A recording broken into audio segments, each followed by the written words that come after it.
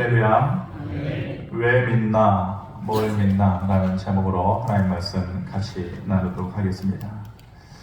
염려해 주시고 또 기도해 주셔서 후반기 안식월을 잘 마치고 돌아왔습니다. 감사드리고 원래 계획은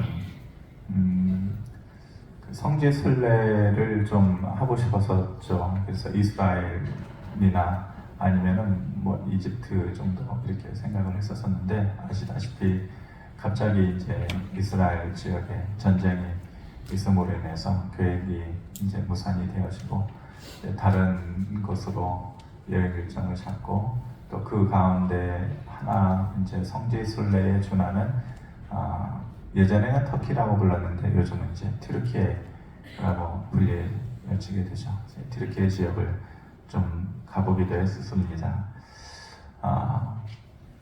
집 떠나면 고생이라는 말이 있는데, 뭐 안 다녀본 사람은 가가지고 우리 약 올리느냐 뭐 이런 소리 하겠지만, 좀 부르기 쉽게 튀르키예라고 안 하고 터키라고 좀 익숙하니까 그렇게 얘기할게요. 터키 지역이 우리나라 면적에 찾아보니까 완전히 8배는 아니고 조금 덜하게 한 8배 정도 되는 것 같아요. 그러니까 이동하는 거리가, 예를 들어서 우리가 아침에 버스 타고 부산 갔다가 또 돌아온다. 만만치 않은 거리잖아요. 시간도 그렇고. 네, 그런 거리를 한 8배 정도로 생각하면 딱 맞아떨어지는 것은 아니지만은 그만큼 이동거리가 길 수밖에 없는 거예요. 보러 가기 위해서는 그만한 이동거리를 버스를 타고 하루에 10시간 정도 간 적도 있었고, 그러니까 만만치 않고 또 힘든 여정이었었는데, 제 나름대로는 의미를 찾을 수 있는 그런 여정이었다, 이렇게 생각합니다.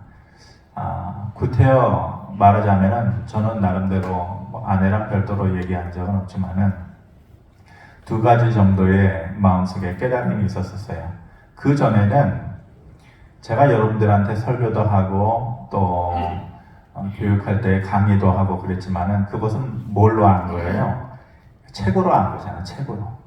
책으로 알고, 글로 알고, 인터넷으로 알고 그랬던 거잖아요. 근데 머리로 아는 것들이었는데 가서 보니까 이제 그게 머리로 아는 것들이 조금 마음으로 느껴지기 시작한 것들, 그게 좀 차이가 있었던 것 같아요. 근데 그거 중에 2가지의 것을 전에는 내가 머리로 알았었는데 이게 가슴으로 느껴지는 것이구나 라는 것이 이제 2가지 정도가 있었는데, 하나는 뭐였냐면은 제가 여러분들한테 말하면서 바울이라는 사람을 얘기할 때에 사도 바울이 그 전에는 이제 이 사람이 사울이라는 이름으로 살았잖아요. 예수를 믿는 사람들을 잡아다가 죽이고 핍박하는 그런 사람이었잖아요. 근데 그 인생이 어떻게 해서 변화되게 되어져요? 우리가 알기로는 사도행전을 보면은 부활하신 주님을 만남으로 인해서 그의 인생이 완전히 180도, 뭐 말은 180도지만은 180도에 몇 번이나 더하여지는 그런 완전히 변화된 인생을 살게 되는데, 그 이유가 뭐냐면은 부활하신 주님을 만나는, 예수님을 만나는. 근데 사람들이 그거 인정하지 않거든요.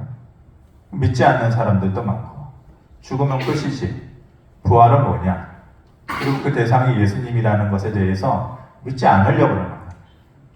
일부러 거부하려고 그러는 거예요. 그런데 제가 그 전에 말씀드렸기를, 이 바울이라는 사람이 왜 그렇게 인생이 변화됐느냐, 소아시아를 중심으로, 지금의 그게 이제 터키 지역이거든요. 1차, 2차, 3차 전도 여행을 끊임없이 다니고, 그 다음에 유럽으로 가서 그리스를 전도하고 로마로 가고, 여정으로 따지면은 누군가가 그 키로수를 계산해 놓은 것을 제가 보지는 못했는데 수만 킬로 될 거예요. 근데 제가 가보니까요, 자다가 눈 뜨면 평야예요. 다른 유럽 지역은 이렇게 버스 타고 가다가 보면은 볼만한 게 있어요. 푸르르고, 이거 엽서에 나오는 한 장면이구나, 정말 아름답다, 이렇게 보고 가면서 그러는데, 이 터키는 좀 달라요. 그냥 가도 그냥 평야고 뭐 볼만한 게 특별히 없어요. 근데 느껴지는 것이 이 넓은 땅을 뭘로 이동했겠어요? 걸어서 이동했을 거 아니에요. 기껏해야 조랑말 정도 타고 이동했을 텐데 가는 곳마다 바울을 반겨줬나요? 그렇지 않았어요. 사람들이 가는 곳마다 경계하고 돌을 들어서 쳐서 죽이려고 하고 감옥에 갇히우게 하고 이랬던.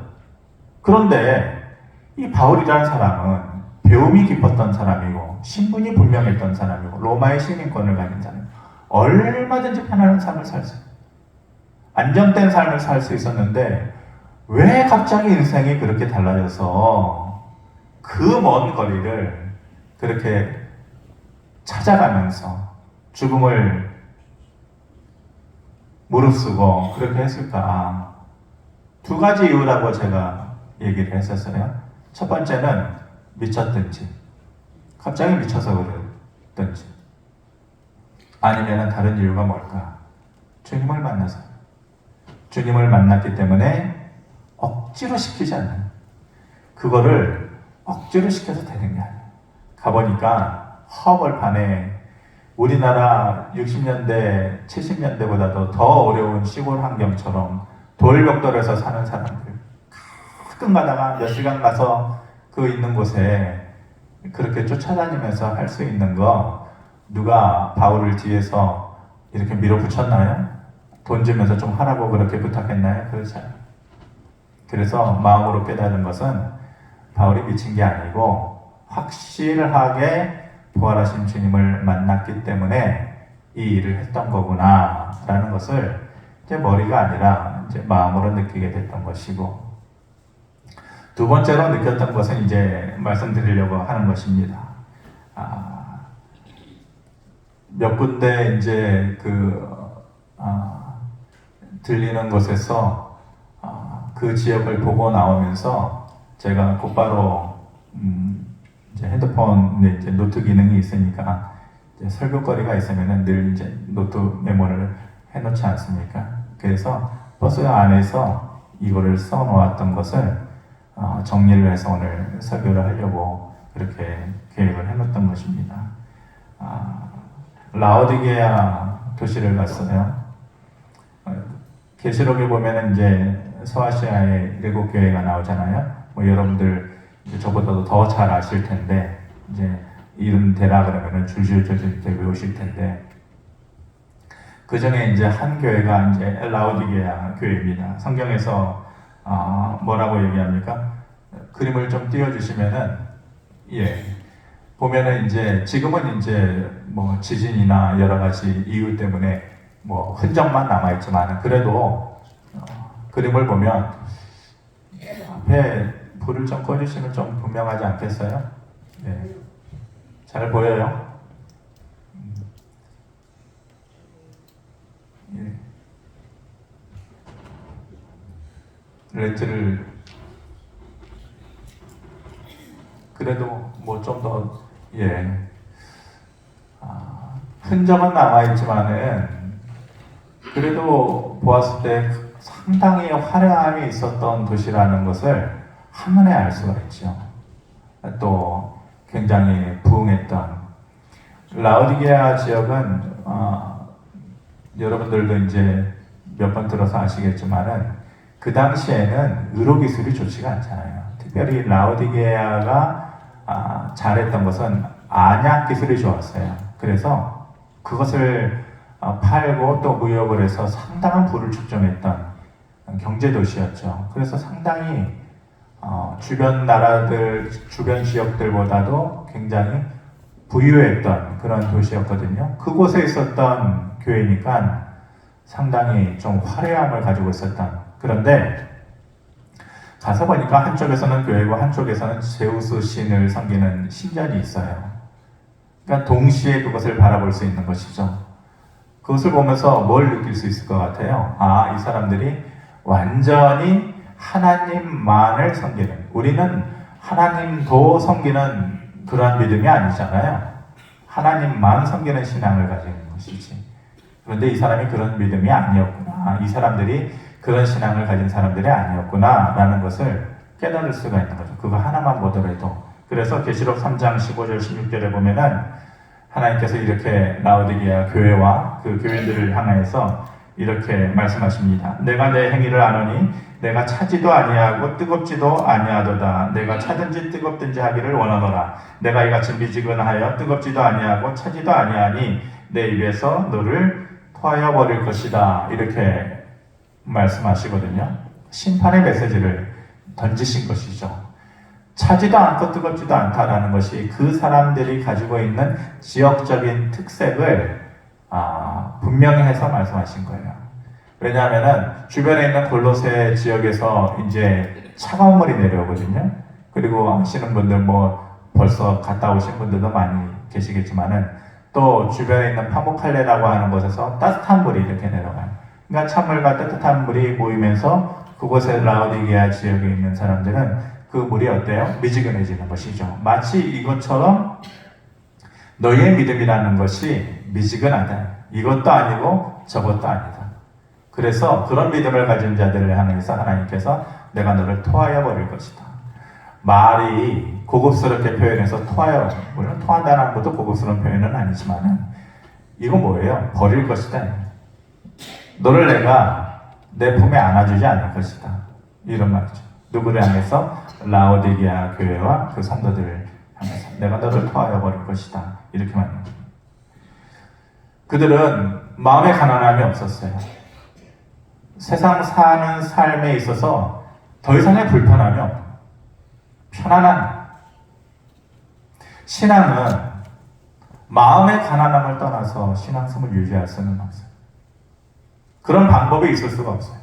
마음이 가난한 자라야 하나님 앞에 나와서 그 이름을 부를 줄 알고 그 이름 앞에 무릎 꿇을 수 있는 거죠. 그런데 마음에 부가 가득하면은 그런 마음이 생겨나지 않는 것이죠. 그러다가 그 라오디게아 지역의 그 상황을 보고서 괴레메 골짜기라는 곳을 갔어요. 그곳이 뭐냐면 이제 초기 기독교 시대하고 또 6, 7세기에 이슬람 제국이 쳐들어왔을 때에 초기 기독교 시대 때는 로마의 박해와 핍박을 피해서 여러분들 이제 그림에 보면은 한쪽 그림에는 그냥 돌산처럼 보이잖아요. 이런 돌산이 그냥 쫙 깔려 있더라고. 그래서 어떻게 보면은 장관이기도 한데 그 석사장을 보면은 감탄만 할 수는 없어요. 그냥 교회 다니지 않는 사람들이 봤을 때는 장관이다 이렇게 한쪽 면을 보는데 모든 세상의 일은 저는 동전의 양면과 같다고 생각하거든요. 한쪽 면이 이러면은 다른 쪽 면도 있는 거예요. 그런데 일반 전문적인 성지순례가 아니니까 일반적인 얘기를 하잖아요. 근데 저는 또 다른 면을 보게 되잖아요. 그냥 저렇게 보면은 그냥 저런 돌산들이 그냥 쫙 깔려 있는 것처럼 보이는데 오른쪽 하단에 있는 그런 거 보면은 좀 특이한 점을 발견할 수 있을 거예요. 뭐예요? 다 구멍이 뚫려 있어요. 저 산들이 자세히 보면은 새집 뚫려져 있는 것처럼 다 구멍이 뚫려져 있는 거예요. 누가 사는 거예요? 사람들이 들어가서. 초기 기독교 시대에는 로마의 핍박을 피해서 저렇게 돌을 깎아 가지고 들어가서 이제 살았고 6, 7세기에는 이슬람 제국에 이제 침략을 피해 가지고 저렇게 피해서 이제 들어가서 살았던 것이죠. 저것을 볼 때만 하더라도 야, 우리의 신앙의 선배들이 저런 식으로 믿음을 지켰구나. 힘들게 신앙생활했구나. 라고 그런 느낌이었어요. 그 정도의 느낌이었어요. 그리고 저도 일반인의 눈으로 멋지다. 야, 어떻게 저 넓은 땅에 저 수많은 바위산에 어떻게 저렇게 그냥 젓가락으로 콕콕콕 집어넣은 것처럼 어떻게 저렇게 구멍을 다 뚫어놨을까. 대단하다. 그런 마음이었거든요. 그러다가 이제 그 다음에 이제 들린 것이 데린구유라고 하는 곳을 들리게 되었어요. 데린구유라는 거 하는 것이 어떤 곳이냐면은 여러분들 이해하기 쉽게 그림으로 그려놓은 네, 저 위는 지상의 모양이에요. 그리고 밑으로는 땅 밑이에요. 땅 밑으로 요즘 우리 아파트로 얘기하면 한 8층 높이로 깊이로 뚫고 들어가요. 그러니까 아까 게레메 골짜기에서도 노마나 이슬람의 핍박이 있어서 피해서 간 곳이잖아요. 근데 초기 기독교 때에 그 로마 병정들이 기독교 믿는 사람들이라고 하면 무조건 잡아다 죽이니까. 그러니까 그 핍박을 이길 수 없어가지고 어디로 들어가는 거예요? 땅 밑으로. 그 깊이가 어느 정도 되느냐? 8,000 깊이가 들어가고 또 들어가고. 왜냐? 왜 점점 깊어지겠어요? 여러분, 저는 이제 우리나라 지하철 그 9호선부터 12호선까지 짓는 그 사업 관리를 이전에 직장 다닐 때 했는데 왜 점점 깊이 들어가요? 호선이 많아지니까 서로 엇갈리잖아요. 방법은 뭐예요? 그 다른 호선은 더 깊이 들어갈 수밖에 없는 거예요. 서로 엇갈리지 않기 위해서. 왜 저렇게 깊어지겠어요? 그만큼 핍박을 피해서 들어오는 사람들이 많았다는 얘기잖아요. 그 얘기는 또 다른 무슨 얘기가 되겠어요? 신앙을 지키는 사람들이 그만큼 많았다는 거예요. 저게 깊이로는 8층이지만 한 85m 깊이까지 들어가요. 그리고 그 안에서 내부적으로는 약 10km 정도, 그래서 2만 명에서 3만 명 정도가 들어가서 완전한 지하도시잖아요. 마치 우리가 옛날에 만화 영화나 아니면 영화에서나 볼 수 있는 그런 완전한 지하도시를 실질적으로 만들어 놓고 살았다. 뭘 피해서? 내가 요즘으로 얘기하면 내가 교회 다닌다라는 이유. 그때에는 뭐예요? 내가 예수를 믿는다라는 이유 때문에 죽음을 피하기 위해서 저렇게. 다음 사진을 보면은 이제 실제로 찍어온 사진인데 완전히 저렇게 굴로 되어 있는데 어떤 곳은 제가 뭐 그렇게 키가 크지는 않잖아요. 이렇게 일어나서 걸을 수 있는 높이고 그리고 폭이라는 것이 한 사람 정도 이렇게 들어갈 수 있는 폭인데 근데 제가 또 뭐가 많아요? 예? 겁이 많다고요? 눈물이 많잖아요. 어느 순간에 제가 울컥했냐면은 그 2만 명, 3만 명이 저기서 이동을 해야 되잖아요. 어찌됐건 살아가야 되잖아요. 그런데 어떤 곳은 몸이 완전히 꾹 끼어가지고 이동하는 것도 있는데 가이드가 얘기하기를 여기서부터는 앞사람의 엉덩이를 보고 올라가셔야 됩니다.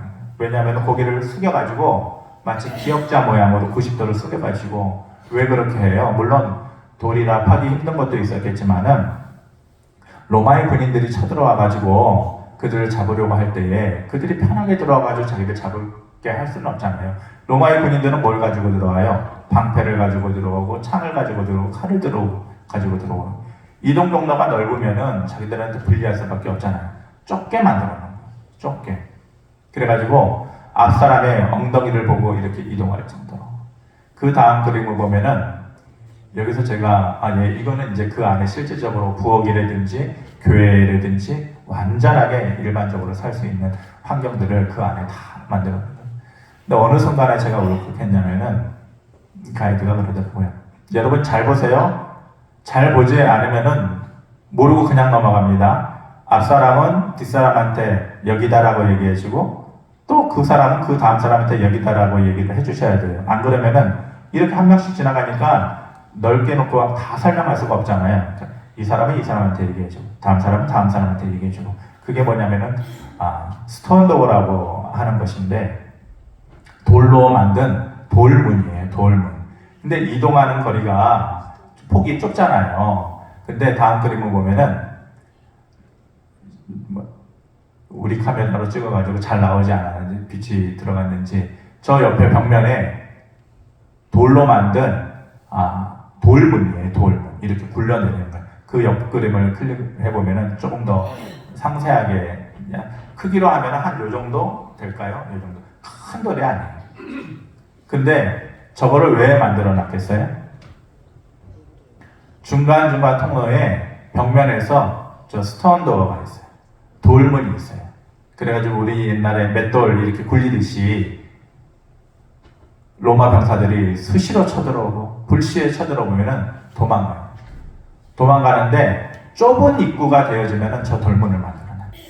돌문을 만들어 놓고 몸이 피하고 나서 저 옆에서 그 돌문을 굴러 내려오는 거죠. 그러면은 여기서는 굴러 내려올 수 있지만은 바깥에서는 굴려서 다시금 문을 열 수 없게끔 그렇게 만들어 놓은 거예요. 그래서 사람들이 참 어떻게든지 살아가는구나, 어떻게든지 사는 방법을 찾아내는구나 이렇게도 생각했지만은 저기를 고개를 수그리고 저 돌문을 지나가는데 울컥하더라고요. 이렇게까지 언제 자기가 죽을지 모르고 언제 피해야 될지 모르고, 그리고 그 지하 곳곳에 구멍이 벽에 다 뚫려 있어요. 구멍, 이만한 구멍들이. 그게 뭐냐면은 확성기 역할을 하는 거예요. 전화도 없고 뭐가, 로마 병사가 쳐들어와서 잡아서 죽게 되면은 뭐예요? 확성기 그 구멍으로 얘기하는 거예요. 로마 병사가 쳐들어왔다, 피해라. 그러면은 거기서 개미집 사이사이로 마치 도망가듯이 그렇게 이제 도망다니는 그런 삶을 제 사람들이 산 것이죠.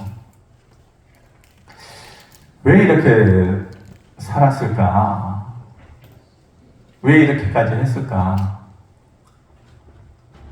결론은 조금 이따가 얘기하고, 그러면서 생각난 것이 오늘 본문 사도행전 19장 말씀이에요. 에베소 지역에서 일어난 일이거든요. 에베소 지역도 갔었어요. 에베소 지역은 그 당시에 상당히 번성했던 상업도시였죠. 또 바울이 그래서 그 에베소 지역이 크기 때문에 거기에서 전도하기를 원했지만은 처음에는 성령께서 그곳을 막으셨어요. 그래서 유럽으로 들어가서 그리스에서 이제 복음을 전했는데, 에베소 지역에서 일어났던 것이 오늘 사도행전 19장의 배경인데, 데메드리오라는 사람이 소동을 피운 거예요. 바울을 대상으로. 그리고서 이제 그를 법정에 세우려고 난리를 피우는 거죠. 이유는 뭐냐면은 그 사람이 은장색이었던 거예요. 뭐냐면은 은으로 뭘 이렇게 만들어가지고 그걸 파는 거예요. 그런데 뭘 만드느냐? 아데미 여신이라는 거예요.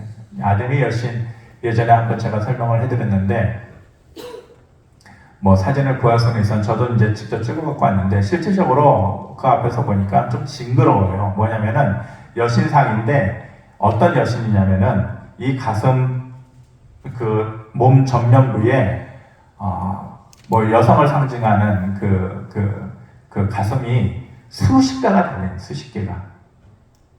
그러면서 그 현지 터키 가이드가 그 신에 대해서 뭐라고 얘기하면은 God of Abundance. 이 사람이 이제 영어도 하고 한국어도 조금씩 하니까 한국어로 이렇게 설명을 해주는데, Abundance라는 말을 이 한국어로 뭔지를 모르고 그냥 그렇게 우물쭈물 하더라고요. 그래서 그게 뭐냐? 그래서 제가 풍요다, 풍요. 이 아데미 여신은 뭘 상징하는 여신이냐? Abundance, 풍요의 여신이다. 그러니까 이 젖가슴에 이렇게 수십 개 달린 이유가 뭐냐? 우리에게 풍요를 가져다주는 여신이다. 그런데 이 데메드리오라는 사람이 그거를 은으로 이렇게 세공을 해가지고 그걸 팔아가지고 자기의 부를 축적하는 사람이었거든요. 너는 본문 말씀이 뭐예요? 바울이 그 척박한 땅을 돌아다니면서, 사람 얼마 없는 시골 도시를 돌아다니면서 만날 때마다 그 신은 참 신이 아니다. 우리를 위해서 십자가에 죽으신 예수 그리스도의 그 죽음과 부활이 있는 것을 왜 모르느냐. 그러면서 피를 토하듯이 그 복음을 전하니까 사람들이 바울이 전하는 그 복음의 메시지와 그가 보여주는 능력을 가지고 사람을 치유하고 고치고 또 그런 능력을 보면서 변화되거든요. 그러니까 이 신상을 팔아서 먹고 살아야 되는데 이제는 그럴 수가 없게 되는 거예요. 그래서 모든 갖가지 이유를 갖다 대면서 사람들을 선동하는 거죠. 선동하는데 사람들이 누구 편을 드는 거예요? 바울 편을 드는 게 아니에요. 이 데메드리오 편을 드는 거예요. 그러면서 모두 다 몰려 나와가지고 바울을 죽이고자 얘기하는데 뭐 때문에 나온지도 몰라. 오늘 본문에 보면은 태반이나 어찌하여 모였는지 알지 못하더라. 32절에 보면 뭐 때문에 나왔는지도 몰라. 무조건 복음을 거부하고 예수를 거부하고 바울을 거부하는. 뭐 때문에 그런 거예요? 어번던스를 위해서. 뭘 위해서? 풍요를 위해서. 풍요를 위해서 뭘 버리는 거예요? 복음을 버리고 예수를 버리는.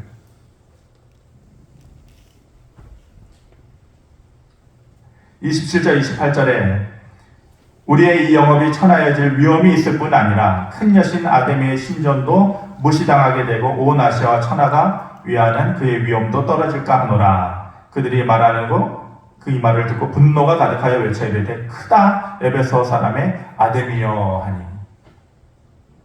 그러니까 이 사람들은 풍요를 위해서 예수를 믿는 그 믿음을, 그 복음을 포기하는 거예요. 헌신짝처럼 버려버리는 거예요.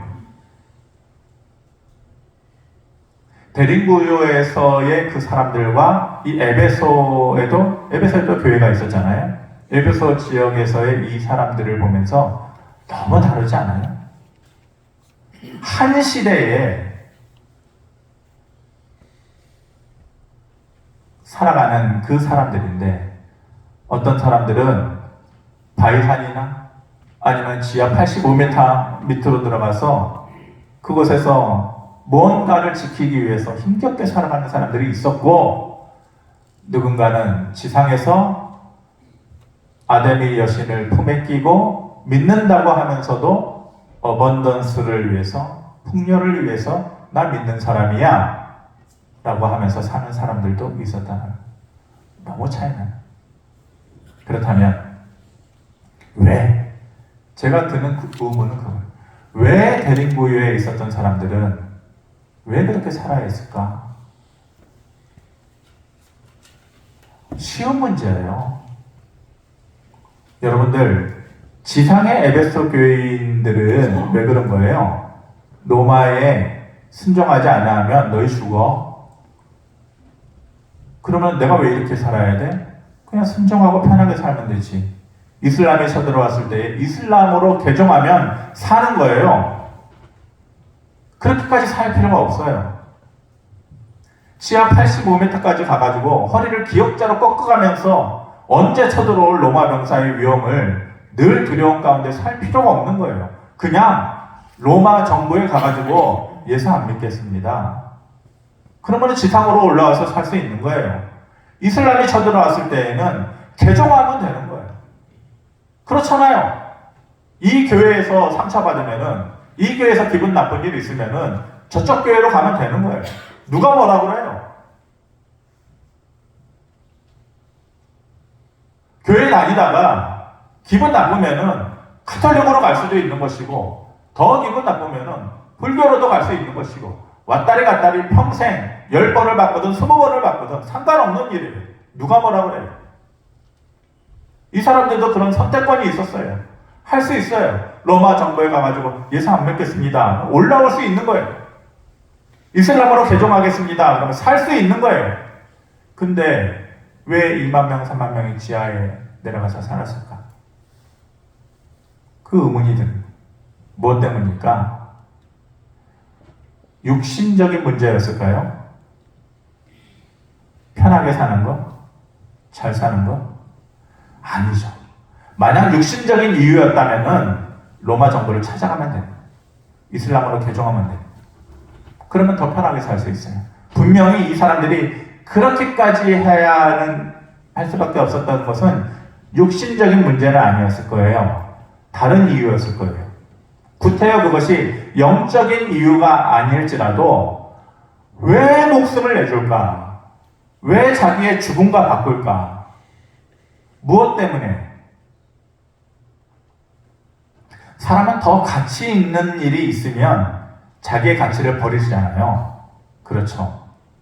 자식의 가치가 있으면 내 목숨을 버리는 거예요. 내 목숨의 가치는 자기 자식의 목숨의 가치보다도 덜하다라고 느끼니까 자기 거를 버리는 거예요. 사람이 왜 목숨을 버려요? 왜 죽음을 내줘요? 하나밖에 없는 자기의 죽음을 왜 주는 거예요? 더 귀한 가치가 있으니까 그렇게 하는 거예요. 그렇지 않겠어요? 그러면 죽음보다 더한 가치는 뭐죠? 우리가 인생 살면서 내 목숨보다 더한 가치는 어떤 거예요? 내 죽음을 내주고 바꿀 수 있는 게 어떤 거가 있죠? 뭐가 있어요? 명예, 돈이요? 내 죽음을 주고 돈을 받아요? 명예를 얻어요? 한 번만 생각해 봅시다. 더도 말고 한 번만 생각해 봅시다. 내 목숨과 내 죽음을 내주고 뭘 얻을 수 있어요? 얻을 수 있는 게 뭐예요? 이 세상에서 얻을 수 있는 게 뭐가 있다고 생각해요? 있나요? 없어요. 내 죽음과 내 목숨을 주고 바꿀 수 있는 것은, 그런 가치가 있는 것은 이 세상에 아무것도 없어요. 그렇잖아요. 그러면은 왜 그럴까요? 최소한 내 죽음과 내 목숨과 버금가는 것이어야 돼요. 그것이 뭘까? 이 세상에는 없어요. 단지 찾을 수 있다면 뭔가 다른 사람의 죽음이, 내 목숨과 내 죽음을 내놓고 그것과 최소한 버금가는 가치를 가지는 것은 다른 어떤 것도 안 되고, 죽음에 버금가는 것, 또 다른 죽음이에요. 그것이 아니고서는 내 것을 내줄 이유가 없는 거예요. 그 다른 사람의 죽음이 뭐예요? 예수 그리스도의 죽음. 예수 그리스도의 죽음이라는 것이 있었기 때문에 이 사람들이 90도로 허리를 숙이는 85m 지하에서 그 어려운 가운데에서 자기의 목숨과 죽음을 내주고 자기의 믿음을 지키려고 한 것이에요. 그런데 이 죽음, 예수 그리스도의 죽음이라는 것이 다른 사람의 죽음이잖아요. 다른 사람의 죽음이 여러분들에게 느껴지나요? 뉴스 틀어보면은 하루에도 수십 명이 죽어가요. 그렇잖아요. 그 사람들의 죽음을 보면서 여러분들은 가슴에 타하나요? 감동하나요? 혹은 같이 아파하나요? 아니잖아요. 다른 사람의 죽음이 나한테 감명이 되고 아픔이 되려면은 뭐가 있어야 돼요? 나와 상관 있는 죽음이어야 돼요. 내 가까이에 있는 사람, 나에게 아픔을 줄 수 있는 만한 그 사람의 죽음이어야 내가 힘들어하고 아파한다고요. 그러니까 이 사람들이 느꼈던 다른 사람의 죽음은 누구의 죽음이냐? 바로 예수 그리스도의 죽음인 것이고, 그들이 그 믿음을 지킬 수밖에 없었던 그 이유는 뭐냐? 그 예수 그리스도의 죽음이 나랑 상관 있는 죽음이라고 느꼈던 거예요. 그리고 더 나아가서 나를 위해서 죽은 죽음이다 느꼈기 때문에 그렇게 산 거예요. 그들의 믿음은 그거예요. 그들이 그렇게 살았던 이유의 핵심적인 이유는 예수 그리스도의 죽음이 나랑 상관 있는 죽음이고 나를 위한 죽음이었다라는 것을 알고 깨달았기 때문에 자기 것을 내주고 그렇게 살았던 것이죠. 그들은 왜 믿나, 뭘 믿나 의 질문에 이거를 대답하는 거예요. 우리가 왜 믿어요? 뭘 믿어요? 교회 나오면서 다 그렇게 할 수 있어요. 아니, 믿음이라는 것이 꼭 그렇게 고귀한 것만 찾고 믿는다라고 하는 것은 아닐 수 있죠. 더 잘 살게 해주고 또 고쳐달라고 요구할 수도 있는 것이고, 먹여달라, 입혀달라 구할 수 있는 것이에요. 그런데 신앙의 본질이 그게 아니라,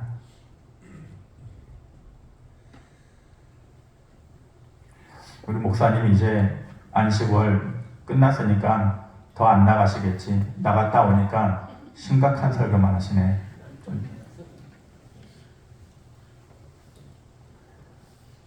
버스 안에서 이게 문득 느껴지더라고요. 우리는 왜 믿나? 뭘 믿나? 먹여달라, 입혀달라, 고쳐달라, 거기에만 머물면 안 된다. 그들이 자기 목숨을 내줄 수 있었던 것은 다른 누군가의 죽음, 예수 그리스도의 죽음이 나랑 상관이 있는 죽음이고 나를 위한 죽음이었다는 것을 마음속에 깊게 박았기 때문에 그 믿음을 지킬 수 있었던 거예요. 바라기는 오늘의 제 설교가